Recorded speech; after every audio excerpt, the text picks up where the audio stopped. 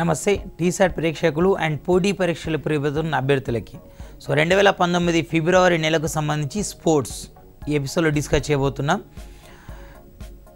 So sports వచ్చేసి first important event in 2019 February pro volleyball విజేత. మనకు 2008లో ఐపీఎల్ అంటే Indian premier league so entry అయిన తర్వాత ప్రైవేట్ లీగ్లకి విపరీతమైన ప్రియారిటీ పెరిగింది. So cricket league and volleyball league, wrestling league and badminton league, so ఇలా అండ్ చాలా రకాల లీగ్స్ జరుగుతున్నాయి. సో ఈ 2019 తీసుకుంటే రీసెంట్గా బ్యాడ్మింటన్ లీగ్ జరిగింది. దీనిలో బెంగళూరు రాప్టర్స్ అనే వాళ్ళు గెలిచారు. అండ్ కబడ్డీ లీగ్ సో మనకి బెంగళూరు బుల్స్ గెలిచారు. అలాగే రీసెంట్గా తొలిసారిగా సో ప్రో వాలీబాల్ లీగ్ అనే దాన్ని స్టార్ట్ చేశారు. మొత్తం ప్రో వాలీబాల్ లీగ్లో 6 జట్లు పాల్గొన్నాయి. అహ్మదాబాద్ డిఫెండర్స్ అండ్ తర్వాత Chennai raptors, Hyderabad black hawks and Kochi blue spikers, so Calicut heroes, so and U Mumbai volley, ఇట్లా మొత్తం 6 జట్లు పాల్గొన్నాయి. ఈ ప్రో వాలీబాల్కి ప్రచారకర్తగా మనకి ప్రముఖ బ్యాడ్మింటన్ క్రీడాకారిణి సో ఏది పివి సింధు ప్రచారకర్తగా వివరించారు. సో ఇలా 2019 ఫిబ్రవరిలో తొలిసారి సో కేరళ వేదికగా జరిగిన ప్రో వాలీబాల్లో సో కాలికట్ హీరోస్ను ఓడించడం ద్వారా చెన్నై స్పార్టన్స్ సో తొలి సీజన్ విజేతగా నిలిచింది. సో ఈ 2019లో ప్రో బ్యాడ్మింటన్ లీగ్ విజేత Bengaluru raptors and pro kabaddi league విజేత బెంగళూరు బుల్స్ అండ్ తర్వాత ప్రో వాలీబాల్ విజేత చెన్నై స్పార్టన్స్. అండ్ ఆంధ్ర ప్రపంచ రికార్డ్ సో ఇటీవల జరిగిన సయ్యద్ మస్తాక్ అలీ T20 టోర్నీని కర్ణాటక గెలుచుకుంది. అది టోర్నీలో భాగంగా జరిగిన ఒక లీగ్ మ్యాచ్లో ఆంధ్ర జట్టు సో మనకి ఒక లీగ్ మ్యాచ్లో 179 పరుగులతో విజయం సాధించింది. యాక్చువల్గా ప్రపంచ క్రికెట్లో కనుక కన్సిడర్ చేస్తే గతంలో కెన్యాపై శ్రీలంక 172 పరుగులతో సాధించిన విజయమే ఇప్పటివరకు రికార్డ్. అలా కెన్యాపై శ్రీలంక సాధించిన 172 పరుగుల రికార్డ్ని సో ఇక్కడ ఆంధ్ర జట్టు 179 పరుగులతో ఓడించడం ద్వారా సో ఉరుకం చేసింది. ఈ విజయంలో ఆంధ్ర జట్టుకు ప్రత్యర్థిగా నాగాలాండ్ కొనసాగింది. అండ్ అనదర్ ఇంపార్టెంట్ T20లలో ఆఫ్ఘనిస్తాన్ రికార్డ్. సో ఇటీవల మనకి ఐర్లాండ్తో జరిగిన T20 మ్యాచ్లో ఆఫ్ఘనిస్తాన్ ఒకటే ఇన్నింగ్స్లో మనకి 278 పరుగులు సాధించింది, 278. సో ప్రత్యర్థి ఐర్లాండ్. సో అయితే గతంలో రికార్డ్ శ్రీలంక పేరు మీద ఉండేది. శ్రీలంక ఒకటే మ్యాచ్లో 263 పరుగులు సాధించింది. సో దాన్ని ఆఫ్ఘనిస్తాన్ బదులు కొట్టింది. రీసెంట్గా ఎమర్జింగ్ కంట్రీస్లో అంటే మనకి అమెరికా, USA, ఆ తర్వాత Ireland, Netherland, Holland, so UAE, so ఇలా చాలా జట్లు ఎమర్జింగ్ క్రికెట్స్ ఉన్నాయి.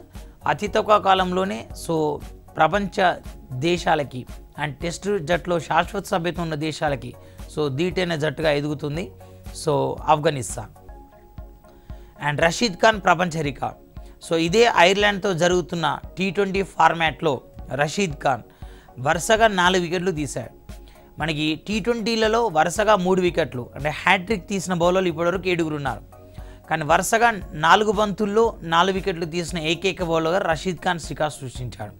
సో రషీద్ ఖాన్ మనకి అతి చిన్న వయసులోనే 19 సంవత్సరాల వయసులోనే ఒక జాతీయ జట్టుకు కెప్టెన్గా వ్యవహరించిన వ్యక్తి. సో ఆయన వరుస 4 వికెట్లు తీయడం ద్వారా సో ప్రపంచంలో ఈ ప్రత్యేకత పొందిన ఏకైక బౌలర్గా ప్రత్యేకత పొందాడు. సో ఆస్ట్రేలియా క్రికెట్ అవార్డ్స్ 2019 భారతదేశంలో ఒక క్యాలెండర్ ఇయర్లో అత్యుత్తమ పర్ఫార్మెన్స్ గాను అందించే సో అవార్డ్స్ BCCI అవార్డ్స్. మనకు 2017లో ఇంకా 18 పర్ఫార్మెన్స్ గాను 19 అవార్డ్స్ ప్రకటించలేదు. 2017లో క్రికెటర్ ఆఫ్ ద ఇయర్గా so Virat Kohli and women cricketer of the ఇయర్గా హర్మన్ ప్రీత్ కౌర్ సో ప్రస్తుతం భారత T20 ఫార్మాట్ కెప్టెన్ గౌరవిస్తుంది వాళ్ళు కొనసాగారు. సిమిలర్లీ అలాగే సో ఇక్కడ కూడా ఆస్ట్రేలియా క్రికెట్ అవార్డ్స్ అంటే ఓన్లీ వాళ్ళు డొమెస్టిక్ అవార్డ్స్ అన్నమాట. దీనిలో ఉత్తమ టెస్ట్ ఆటగాడిగా నాథన్ లయన్ ఎంపికాడు, ఉత్తమ టెస్ట్ ఆటగాడు. ఉత్తమ వన్డే ఆటగాడిగా మార్కస్ స్టైనిస్ ఎంపికాడు. ఉత్తమ T20 ఆటగాడిగా గ్లెన్ మ్యాక్స్వెల్. టెస్ట్ ఆటగాడు నాథన్ లయన్, వన్డే ఆటగాడు సో స్టైనిస్ అండ్ T20 ఆటగాడు గ్లెన్ మ్యాక్స్వెల్. ఇక ఓవరాల్గా అంటే టెస్ట్, వన్డే, T20 ఈ 3 ఫార్మాట్లు కలిపి సో మళ్ళీ అవార్డు ఇస్తారు. అది ఉత్తమ ఆటగాడు, ఉత్తమ క్రీడాకారిణి. సో ఉత్తమ ఆటగాడు పురుషులకి ఇచ్చే అవార్డునేమో అలెన్ బోర్డర్ మెడల్ అంటారు. అండ్ ఉత్తమ మహిళా క్రికెటర్ సో ఇచ్చే అవార్డు ఏమో మనం బెలిండా క్లార్క్ మెడల్ అంటాం. సో అలా అలెన్ బోర్డర్ మెడల్ వచ్చేసి ప్యాట్ కమిన్స్కి వచ్చింది. అండ్ అలాగే సో బెలిండా క్లార్క్ మెడల్ వచ్చేసి అలీసా హీలీకి వచ్చింది. సో అలీసా హీలీ రీసెంట్గా ఐసీసీ ఇంటర్నేషనల్ క్రికెట్ అవార్డ్స్లో ఉత్తమ మహిళా T20 క్రీడాకారిణి అవార్డు గెలుచుకుంది. అలాగే ఇటీవల 80 మీటర్ల ఎత్తు నుంచి ఒక డ్రోన్ ద్వారా జారవిడిచిన బంతిని క్యాచ్ తీసుకోవడం ద్వారా సో ప్రపంచంలో ఎత్తైన ప్రాంతం నుంచి జారవిడిచిన బంతిని క్యాచ్ తీసుకున్న లేదా అత్యంత ఎత్తు నుంచి వచ్చిన బంతిని క్యాచ్ తీసుకున్న ఏకైక ప్లేయర్గా ఐదర్ మెన్స్ ఆర్ ఉమెన్స్ ఇద్దరు కలిపినా కానీ సో ఆ రికార్డు ఆస్ట్రేలియా చెందిన అలీసా హీలీ పేరు మీద ఉంది. సో అంటే ఇక్కడ అలీసా హీలీ గురించి మీరు 3 పాయింట్స్ గుర్తుపెట్టుకోవాలి. అదేంటంటే ఐసీసీ ఉత్తమ మహిళా T20 క్రీడాకారిణి, అట్ ద సేమ్ టైం 2018 గాను ఆస్ట్రేలియా బెలిండా క్లార్క్ మెడల్ గ్రహీత అండ్ అత్యంత ఎత్తు నుంచి జారవిడిచిన బంతిని క్యాచ్ తీసుకున్న ఏకైక సో క్రికెటర్. అండ్ రెండోది 2022 జాతీయ క్రీడల మస్కట్. మనకు నేషనల్ గేమ్స్ అనేవి 1921లో లాహోర్లో స్టార్ట్ అయినాయి. ఇప్పుడున్న భారతదేశంలో తీసుకున్నట్టుంటే 1930లో అలహాబాద్ నుంచి స్టార్ట్ అయినాయి. మనకి యాక్చువల్లీ ఎవ్రీ 2 years కోసం నేషనల్ గేమ్ నిర్వహించాలి. 2010లో జార్ఖండ్లో నిర్వహించారు, 12లో కేరళలో నిర్వహించాలి. కానీ 12లో నిర్వహించాల్సిన క్రీడలు మనం 2015లో నిర్వహించినాం. ఇప్పుడు 2014లో నిర్వహించాల్సిన జాతీయ క్రీడలను 2019లో నిర్వహిస్తున్నాం. 2019 మార్చి 30 నుంచి ఏప్రిల్ 14 వరకు మనకి గోవాలో జరగబోతున్నాయి. అలాగే 2022లో జాతీయ క్రీడలు మేఘాలయలో జరగబోతున్నాయి. ఈ మేఘాలయలో జరగబోయే ఎందుకు మేఘాలయలో జరుగుతున్నాయి అంటే మనకు 1972లో అంటే 1972 ఆ ప్రాంతంలో మనకి మేఘాలయ రాష్ట్రం ఏర్పడింది. సో అది ఏర్పడి 2022కి 50 year సెలబ్రేషన్ కంప్లీట్ అవుతున్నాయి కాబట్టి సో ఆ సందర్భంగా ఈ ఆతిథ్య హక్కులను మేఘాలయకి ఇచ్చారు. సో దీని మస్కట్గా మనకి క్లౌడెడ్ లియోపార్డ్ అనేది ఎంపికైంది. నెక్స్ట్ మల్లఖంబ్ ప్రపంచ ఛాంపియన్. సో మల్లఖంబ్ అనేది ఏంటి అంటే ఒక భారత ప్రాచీన క్రీడ. ఇది ఒక తాడు లాంటి దానికి వేలాడుతూ విన్యాసాలు చేయడం, ఒక పెద్ద పోల్ లాంటిది సో ఏర్పాటు చేసి దానికి యోగా లాంటి విన్యాసాలు చేస్తూ వేలాడడం అండ్ అనేక మంది వ్యక్తులు కలిసి ఒక గ్రూప్ ఏర్పడి ఒకరిపై ఒకరు ఇట్లా విన్యాసాలు చేస్తూ నిల్చోవడం. సో ఇలా ఒక ప్రాచీన క్రీడ అన్నమాట. ఈ మల్లఖంబ్ అనే క్రీడను భారత్లో ప్రపంచ క్రీడగా సో గుర్తిస్తూ ఒక వరల్డ్ కప్ నిర్వహించారు. సో తొలిసారి జరిగిన క్రీడకు శివాజీ పార్క్ ముంబై ఆతిథ్యం ఇచ్చింది. మనకు Singapore, Iran, Fiji, France so ఇట్లాంటి మొత్తం 15 దేశాలు పాల్గొన్నాయి. సో దీనిలో తొలి ఛాంపియన్గా ఇండియా నిలిచింది. సో మల్లఖంబ్ ప్రపంచ champion India. And Irani cup విజేత విదర్భ. మనకు భారతదేశంలో అంతర్గత క్రికెట్ టోర్నీస్ కనుక తీసుకుంటే Ranji trophy, Irani cup, Duleep trophy, Deodhar trophy and Buchi Babu cricket tourney ఇలా రకరకాలు ఉన్నాయి. ఈ అన్ని టోర్నీలలో భారతదేశంలోనే అత్యున్నత అంతర్గత క్రికెట్ టోర్నీగా మన రంజీ ట్రోఫీని చెప్తాం. రంజీ ట్రోఫీ మనకు 1930-31 ప్రాంతంలో స్టార్ట్ అయింది. అసలు భారత్లో క్రికెట్ అంటే పరిచయం లేని రోజుల్లోనే 1917 ప్రాంతంలో మనకి మహారాజా రంజిత్ సింగ్ అనే వ్యక్తి సో విదేశీ క్లబ్ల తరఫున క్రికెట్ ఆడాడు. సో విదేశీ క్లబ్ల తరఫున క్రికెట్ ఆడిన తొలి భారతీయుడు మహారాజా రంజిత్ సింగ్ కాబట్టి సో అతని పేరుతో సో మనం రంజీ ట్రోఫీ నిర్వహిస్తున్నాం. ఈ రంజీ ట్రోఫీని మనకు 2019 కానీ విదర్భ గెలుచుకుంది. విదర్భ 2019లో సో రంజీ ట్రోఫీ గెలుచుకుంది అండ్ ఇరానీ కప్ గెలుచుకుంది. సో ఈ ఒకే సంవత్సరంలో 2 టోర్నీలు గెలుచుకున్న 3వ జట్టు విదర్భ. ఇంతకుముందు ఘనత ముంబై, కర్ణాటక జట్లకు లభించింది. సో ఈసారి విదర్భకు లభించింది. సో ఒకే టోర్నీలో ఒకే సీజన్లో 2 టోర్నీలు గెలుచుకున్న 3వ జట్టు so Vidarbha after Mumbai, Karnataka. And 83వ జాతీయ బ్యాడ్మింటన్ ఛాంపియన్షిప్. సో 83వ జాతీయ బ్యాడ్మింటన్ ఛాంపియన్షిప్ వచ్చేసి మనకు పురుషుల సింగిల్స్, డబుల్స్ అండ్ మహిళల సింగిల్స్, డబుల్స్ ఈ 4 కోణాలు డిస్కస్ చేస్తాం. పురుషుల సింగిల్స్ వచ్చేసి సౌరభ్ వర్మ సో ఇతను లక్ష్య సేన్ అనే వర్ధమాన క్రీడాకారిని ఓడించడం ద్వారా సో 2019 గాను సో జాతీయ ఛాంపియన్గా నిలిచారు. అండ్ మహిళల సింగిల్స్లో 2 ప్రముఖ క్రీడాకారుల మధ్య జరిగిన పోటీలో సో సైనా నెహ్వాల్ విజయం సాధించింది. సో పివి సింధు ఓటమి పొందింది. అండ్ పురుషుల డబుల్స్ మనకు పురుషుల డబుల్ తీసుకుంటే ప్రణవ్ చోప్రా, చిరాగ్ శెట్టి ఇద్దరు జోడి విజేతగా నిలిచింది. అలాగే మహిళల డబుల్స్ కనుక తీసుకుంటే శిఖా గౌతమ్, అశ్విని భట్ సో వీళ్ళిద్దరు విజేతగా నిలిచారు. అండ్ అనదర్ ఇంపార్టెంట్ టోర్నీ 2019 ఫిబ్రవరికి వచ్చేసి అదే Strandja memorial boxing tourney. So Strandja memorial boxing tourney is annual boxing tourney in Bulgaria. So ఇది బల్గేరియాలోని సోఫీలో జరుగుతుంది. ఏ విధంగా అనేది మనకు ప్రతి సంవత్సరం Azlan Shah hockey tourney so మలేషియాలో జరుగుతుందో సో ఇది అక్కడ నిర్వహిస్తున్నారు. దీన్ని యూరోపియన్ బాక్సింగ్ ఫెడరేషన్ వాళ్ళు నిర్వహిస్తారు. సో ఈ టోర్నీలో మనకి పథకాల పట్టిక కనుక తీసుకున్నట్టుంటే రష్యా, ఇండియా, యుఎస్ఏ వరుసగా 3 స్థానాలు నిలిచినాయి. సో రష్యా తొలి స్థానం, ఇండియా తర్వాత స్థానం, ఆ తర్వాత యుఎస్ఏ. మనకు పథకాల పట్టిక సంబంధించి గతంలో ఈ విధంగా ఒక క్వశ్చన్ అడిగాడంటే 2017 ఏపీ గ్రూప్ 2 కనుక తీసుకున్నట్టుంటే ఆయన ఏమన్నాడు, 2016 ఒలింపిక్స్ పథకాల పట్టికలో తొలి 3 స్థానాలు పొందిన దేశాలను వరుసగా గుర్తించండి అన్నాడు. అంటే A3, B3, C3 ఇలా దేశాలు ఇచ్చాడు. సో దీనిలో 1, 2, 3 సో దేశాలకు వచ్చింది అని అడిగాడు. సో అప్పట్లో అది తీసుకున్నట్టుంటే మనకి యుఎస్ఏ, ఆ తర్వాత బ్రిటన్, ఆ తర్వాత చైనా. సో అది ఆన్సర్. ఇక్కడైతే రష్యా, ఇండియా, యుఎస్ఏ. సో ఇదే ఎపిసోడ్లో మనం సైన్స్ అండ్ టెక్నాలజీ కూడా డిస్కస్ చేస్తున్నాం. సో సైన్స్ అండ్ టెక్నాలజీ 2019 ఫిబ్రవరికి వచ్చేసి GSAT 31 ప్రయోగం. సో GSAT అంటే జియో సింక్రనస్ శాటిలైట్ అని అర్థం. Geo synchronous satellite, so GSAT. So GSATని మనకు 2019 ఫిబ్రవరి 6న ప్రయోగించారు. మామూలుగా భారతదేశంలో వాహక నౌకలు 4 ఉన్నాయి. మనకు 2019 మార్చి 17న రీసెంట్గా ఏపీలో కానిస్టేబుల్ మెయిన్స్ ఎగ్జామ్ జరిగింది. ఆయన ఏమన్నాడంటే 2018 సెప్టెంబర్ 16న ఇస్రో 2 యునైటెడ్ కింగ్డమ్ చెందిన ఉపగ్రహాలు ప్రయోగించింది. ఈ ఉపగ్రహాల ప్రయోగాల కోసం ఉపయోగించిన వాహక నౌక ఏంటి? వాహక నౌక అంటే రాకెట్ ఏంటి అని అర్థం. అంటే PSLV 40ఆ, 41ఆ, 42ఆ? సో దానికి 42. అంటే ఇప్పుడు మీరు ఒక ఉపగ్రహ ప్రయోగాన్ని చదివేటప్పుడు 3 విషయాలు గుర్తుంచుకోవాలి. ఉపగ్రహం ఏంటి, సో రెండోది ఉపగ్రహాన్ని పైకి తీసుకెళ్ళిన వాహక నౌక ఏంటి, మూడోది దాన్ని ఏ రోజు ప్రయోగించారు, ఆ తర్వాత దాన్ని ప్రయోగించిన వేదిక ఏంటి. ఈ 4 విషయాలు జాగ్రత్తగా గుర్తుంచుకోవాలి. సో 2019 ఫిబ్రవరి 6న ప్రయోగించారు. ఇది ఒక కమ్యూనికేషన్ ఉపగ్రహం. మామూలుగా మనకు PSLV, GSLV ఉపగ్రహాలు అంటాం. PSLV ఏంటంటే మల్టీపర్పస్ అన్నమాట. సో బహుళ ప్రయోజనకారులు. సో GSLV ఉపగ్రహాలు లేదా GSAT ఉపగ్రహాలను కూడా కమ్యూనికేషన్ ఉపగ్రహాలు.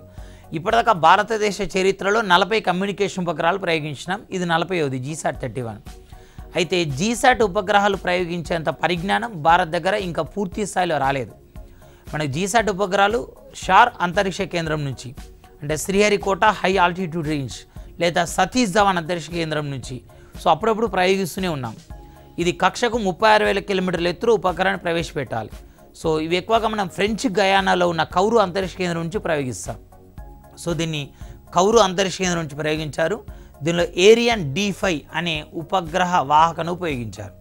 సో ఉపగ్రహం GSAT 31, ప్రత్యేకత కమ్యూనికేషన్ ఉపగ్రహం, 2019 ఫిబ్రవరి 6న ప్రయోగించారు. సో ఆ తర్వాత చెప్పాలంటే దీనికి ఉపయోగించిన వాహక నౌక ఏరియన్ D5 అండ్ కేంద్రం ఏంటంటే సో ఫ్రెంచ్ గయానాలోని కౌరు అంతరిక్ష కేంద్రం. And another important phenomenon in 2019 ఫిబ్రవరి, దట్ ఈజ్ ఫతేహ్ జలాంతర్గామి. ఫతేహ్. సో ఇరాన్ వాళ్ళు 1991 నుంచి తమ దేశానికి చెందిన రక్షణ పరికరాలను స్వంతంగా తయారు చేసుకోవడం స్టార్ట్ చేశారు. కానీ 1991లో వాళ్ళు ఈ రక్షణ పరికరాల తయారీ ప్రారంభిస్తే 2019లో తొలి సెమీ హై సబ్మెరైన్ ఏదైతే ఉందో సో దాన్ని రూపొందించారు. సో ఇది ఇరాన్ స్వదేశీ, సో దాన్ని ఏమంటాం ఇండిజీనస్ సబ్మెరైన్ అంటాం. సో ఇది క్షిపణి సామర్థ్యం గలది. అండ్ ఇరాన్ చరిత్రలో క్షిపణి సామర్థ్యం గల తొలి స్వదేశీ జలాంతర్గామి కూడా ఇదే. తొలి హై స్పీడ్ జలాంతర్గామిగా చెప్తాం. దీని సామర్థ్యం వచ్చేసి 2000 కిలోమీటర్ల దూరం. ఇది ఉపరితలం నుంచి ఉపరితలం లక్ష్యాలని ఛేదిస్తూ ఉంటుంది. అండ్ సెకండ్ వచ్చేసి మీజిల్స్పై WHO నివేదిక. WHO వరల్డ్ హెల్త్ ఆర్గనైజేషన్ ఏదైతే ఉందో ఇది జెనీవా కేంద్రంగా కొనసాగుతుంది. WHOకు ప్రస్తుతం టెడ్రాస్ అదానం గ్యాబ్రియోసస్ అనే వ్యక్తి అనే వ్యక్తి సో డైరెక్టర్ జనరల్గా కొనసాగుతున్నాడు. WHO రీసెంట్గా ఒక నివేదిక ఇచ్చింది భారత్ పైన కూడా. ఇది ప్రపంచవ్యాప్తంగా మీజిల్స్పై కేసులు పెరుగుతుండే భారత్లో తగ్గుతున్నాయని. మీజిల్స్కి మనం 1963లో వ్యాక్సినేషన్ రూపొందించినాం. అయినప్పటికీ ఈ కేసుల సంఖ్య పెరుగుతుంది. మనకు 2017లో 1,10,000 ఉన్న మీజిల్స్ కేసులు 2018కి వచ్చేటప్పటికి 2,29,000కు చేరుకున్నాయి. అంటే రెట్టింపు కన్నా ఇంకెక్కువ అయినాయి. యాక్చువల్లీ ఇది రూబియలా అనే వైరస్ ద్వారా సంక్రమించే వ్యాధి. ఇలా ఉంటే భారత్లో మాత్రం మీజిల్స్ కేసుల సంఖ్య తగ్గుతుంది. సో భారత్లో వ్యాక్సినేషన్ అనేది ఒక కీలక పాత్ర పోషించేది. ఇదే WHOకు నివేదిక కూడా ఇచ్చింది. సో WHO మీద రీసెంట్గా రకరకాల ఎగ్జామ్స్లో రకరకాల క్వశ్చన్లు అడుగుతున్నాడు. మనకు 2016 తెలంగాణ ఎగ్జామ్లో అడిగిన క్వశ్చన్స్ ఏంటి అంటే, ఇటీవల WHO ఏ దేశాన్ని మలేరియా రహిత దేశంగా ప్రకటించింది అని ఒకటి అడిగాడు. ఇటీవల WHO భారత్ను యాజ్ రహిత దేశంగా ప్రకటించింది. ఈ యాజ్ అనేది ఏ రకమైన వ్యాధి అని క్వశ్చన్ అడిగాడు. సో యాజ్ అనేది ఒక బ్యాక్టీరియల్ వ్యాధి. సో ఈ 2 క్వశ్చన్లు వచ్చినాయి. సో అందుకని WHO ఇటీవల ఇప్పుడు అంటే ఈ 2019 నేను చెప్పినవి 2016, 2015 క్వశ్చన్స్. అదే 2019 తీసుకున్నారనుకోండి, ఇటీవల మాల్దీవ్స్ను మలేరియా దేశంగా ప్రకటించింది. ఎట్ ద సేమ్ టైం నేపాల్ను ట్రకోమా అనే కంటి వ్యాధి రహిత దేశంగా ప్రకటించింది. ఇక భారత్కు తీసుకుంటే 2014లోనే పోలియో రహిత దేశంగా, అండ్ 2016కు వచ్చేటప్పటికి యాజ్ రహిత దేశంగా, అదే 2016కు వచ్చేటప్పటికి నియోనాటికల్ టెటానస్ రహిత దేశంగా ప్రకటించింది. టెటానస్ ఒక బ్యాక్టీరియల్ వ్యాధి, క్లాస్ట్రీడియం టెటానా అనే బ్యాక్టీరియా ద్వారా వస్తుంది. అయితే సో నియోనాటికల్ అంటే ఏ వ్యాధి అయితే న్యూబార్న్ అప్పుడే పుట్టిన పిల్లలకు వస్తుందో సో దాన్ని నియోనాటికల్ టెటానస్ అని పిలుస్తుంటారు. సో అది మన భారత్లో నిర్మించినట్టు ప్రకటించి. వందే భారత్ ఎక్స్ప్రెస్ ఏంటి అంటే, దీన్ని ట్రైన్ 18 అని గతంలో వివరించారు. మనకు చెన్నైలోని ఇంటిగ్రేటెడ్ కోచ్ ఫ్యాక్టరీ సో స్వదేశంలో తయారీలో భాగంగా, మేక్ ఇన్ ఇండియాలో భాగంగా ఒక సెమీ హై స్పీడ్ రైలును రూపొందించారు. సో అది 18 నెలల కాలంలోనే రూపొందించబడింది కాబట్టి దాన్ని ట్రైన్ 18 అన్నారు. ఇది స్పీడ్ వచ్చేసి 160 నుంచి 180 మధ్యలో స్పీడ్ని కలిగి ఉంటుంది. సో దీనికన్నా ముందు భారత్లో అత్యధిక స్పీడ్గా రైలుగా మనం గతిమాన్ ఎక్స్ప్రెస్ని చెప్పుకున్నాం. సో గతిమాన్ ఎక్స్ప్రెస్ మనకి 160 స్పీడ్, ఇది 160 నుంచి 180 మధ్యలో స్పీడ్ని కలిగి ఉంటుంది. సో దీన్ని అఫీషియల్గా నరేంద్ర మోడీ 2019 ఫిబ్రవరి 15న ప్రారంభించారు. సో ఇది వందే భారత్ ఎక్స్ప్రెస్ అనే పేరు దీనికి రూపొందించారు, ప్రపోజ్ చేశారు. అండ్ న్యాయబంధు మొబైల్ యాప్స్, ఈ మధ్యలో ప్రభుత్వం ఏ కార్యక్రమాలను తీసుకున్నా, ఏ కార్యక్రమాలను చేపట్టినా వాటి అమలుపైన సూచనల కోసం లేదా అమలు కోసం, వాటి ఫిర్యాదుల కోసం రకరకాల మొబైల్ అప్లికేషన్లు తీసుకొస్తుంది. ఇప్పుడు మన ప్రభుత్వం 2017 జూలై 1న GST so goods and services యాక్ట్ని ఇంప్లిమెంటింగ్ చేసింది. మొత్తం GSTలో 5 స్లైడ్స్ ఉన్నాయి, 0, 5% అండ్ 12%, 18%, 28%. అయితే GST 2018 జూలైకి సో 1 ఇయర్ పూర్తి చేస్తుంది కాబట్టి దాని మీద ఫిర్యాదుల కోసం మనకు GST వెరిఫై అనే మొబైల్ యాప్ తీసుకొచ్చి, అలాగే అన్ని రకాల ప్రభుత్వ సర్వీసులను ఒకే దగ్గర నుంచి ఇవ్వడం కోసం మన ప్రభుత్వం ఉమాంగ్ అనే మొబైల్ యాప్ తీసుకొచ్చింది. సో ఉమాంగ్ అనే మొబైల్ యాప్ తీసుకొచ్చింది. సో ఏది unified mobile application for new age governance అని. అండ్ అలాగే మైనింగ్ పరే ఫిర్యాదుల కోసం కూడా ఖాన్ ప్రహార్ ఉత్తమ్ అనే మొబైల్ అప్లికేషన్ తీసుకొచ్చింది. అలాగే బాలింతలకు సూచనల కోసం మనకి కిర్కాల్ అనే మొబైల్ యాప్ తీసుకొచ్చింది. అండ్ బాల కార్మిక వ్యవస్థను అరికట్టు కోసం, బాలల అక్రమ రవాణా అరికట్టడం కోసం కేంద్ర ప్రభుత్వం Koya paya reunite track child అనే మొబైల్ అప్లికేషన్ తీసుకొచ్చింది. దానిలో భాగంగానే 2019 ఫిబ్రవరిలో మన కేంద్ర ప్రభుత్వం తీసుకొచ్చిన మొబైల్ అప్లికేషన్ ఏంటంటే న్యాయబంధు. సో స్వతంత్రం వచ్చి 70 సంవత్సరాలు గడిచినప్పటికీ ఇప్పటికీ భారతదేశంలో న్యాయం అనేది పేదవాళ్ళకు అందంత రాష్ట్రంగానే మిగిలిపోతుంది. సో అలా పేదవాళ్లకు న్యాయ సలహాలు ఇవ్వడం కోసం మనకు నేషనల్ లీగల్ సర్వీసెస్ అథారిటీని ఏర్పాటు చేసినాం. ప్రస్తుతం మనకు నేషనల్ లీగల్ సర్వీసెస్ అథారిటీ చైర్మన్గా ఎన్వి రమణ కొనసాగుతున్నాడు. సో ఈ లీగల్ సర్వీసెస్ అథారిటీ నియంత్రణ కింద ఇది పనిచేస్తుంది. మనకి లీగల్ సర్వీసెస్ అథారిటీలో 77 మంది వాలంటీర్లు పనిచేస్తున్నారు. ఈ న్యాయాన్ని అందించే న్యాయవాదులకు, ఆ తర్వాత న్యాయార్థులకు అంటే ప్రజలకు సో మధ్య ఇది ఒక సంధానకర్తగా పనిచేయబోతుంది. సో ఇది ఉచిత న్యాయ సేవ కోసం ఉద్దేశించబడిన మొబైల్ యాప్ అనమాట. And వాయుశక్తి exercise. సో వాయుశక్తి ఎక్సర్సైజ్ ఏంటంటే 2019 ఫిబ్రవరి 14న సో పుల్వామా ఉగ్రదాడి జరిగింది. జమ్మూ కాశ్మీర్లోని పుల్వామా జిల్లాలో అవంతిపుర వద్ద ఉగ్రదాడి జరిగితే మనకు సెంట్రల్ రిజర్వ్ పోలీస్ ఫోర్స్కి చెందిన సో 44 మంది ఉగ్రవాదులు చనిపోయారు. దీని కౌంటర్గా మనం 2014 ఫిబ్రవరి 26న మిరేజ్ యుద్ధ విమానాల సహాయంతో మన ఇండియన్ ఎయిర్ ఫోర్స్ సో పాకిస్తాన్లోని చెకోటి బాలాకోట్ అనే ప్రాంతంలో మనకి ఉగ్రత స్థావరాలను ధ్వంసం చేసి అయితే ఈ మధ్య సమయంలో అంటే 2019 ఫిబ్రవరి 14 ఉగ్రదాడి తర్వాత సో భారత్ యుద్ధ సన్నాహకాల భాగంగా అంటే యుద్ధ విన్యాసాల్లో భాగంగా సో ఫిబ్రవరి 10న విన్యాసాలు నిర్వహించింది రాజస్థాన్లోని పోఖ్రాన్ అనే ప్రాంతంలో.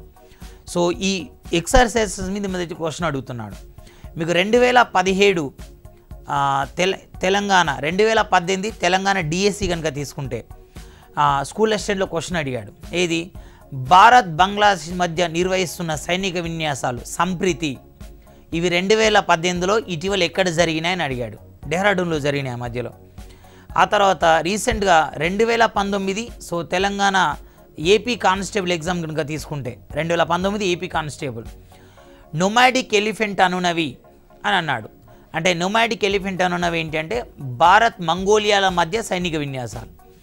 భారత్ అనేక దేశాలతో విన్యాసాలు నిర్వహిస్తుంది.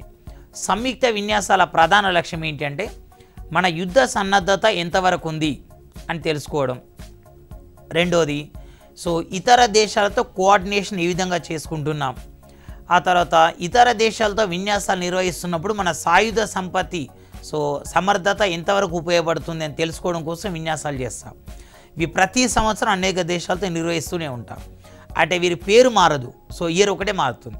సపోజ్ ఇప్పుడు భారత్ నేపాల్తో గత 10 సంవత్సరాలుగా సంయుక్త సైనిక విన్యాసాలు నిర్వహిస్తుంది. దీన్ని మనం సూర్య కిరణ్ అన్నాం. సో కోడ్ ఇదే ఉంటుంది. కాబట్టి సూర్య కిరణ్ సో అన్నప్పుడు ఏంటంటే 2017 అయితే సూర్య కిరణ్ 17 అని, తర్వాత సూర్య కిరణ్ 18, 19, 20 ఇట్లా పిలుచుకుంటూ పోతాం.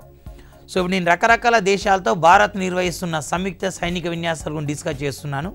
సో దానిలో భాగంగానే ఫస్ట్ ఏంటంటే భారత్ నేపాల్ విన్యాసాలు సో సూర్య కిరణ్, అలాగే భారత్ బంగ్లాదేశ్ విన్యాసాలు సంప్రీతి, సో భారత్ మయన్మార్ విన్యాసాలు ఇంబెక్స్, అండ్ భారత్ శ్రీలంక మిత్రశక్తి, అలాగే భారత్ సింగపూర్ సిన్బెక్స్ SINBEX, అలాగే భారత్ థాయిలాండ్ విన్యాసాలు మైత్రి, భారత్ ఆస్ట్రేలియా అసిండెక్స్ AUSINDEX, అంటే AUS అంటే ఆస్ట్రేలియా, INT అంటే ఇండియా, EX అంటే ఎక్సర్సైజ్.